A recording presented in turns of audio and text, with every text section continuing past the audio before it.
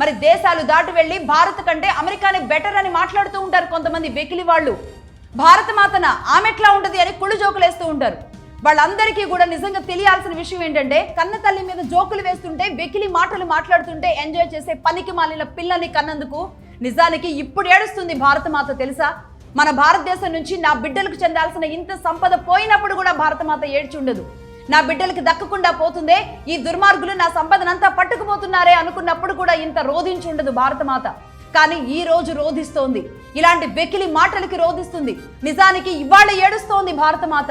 ఇక్కడే పుట్టి, ఇక్కడే పెరిగి, ఇక్కడే శ్వాస తీసుకుని ఇదే భరతమాతని హేళన చేస్తున్న, భరతమాత పరువుని బజారులో పెడుతున్న వారిని చూసి కుళ్ళి కుళ్ళి ఏడుస్తోంది భారతమాత.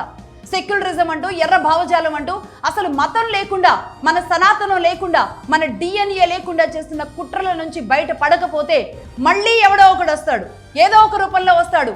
ఏ రూపంలో వస్తాడో తెలియదు. మన సనాతనాన్ని, మన భారతదేశాన్ని, దేశం కోసం కష్టపడుతున్న వాళ్ళని మనం కాపాడుకోవాలి ఈరోజు.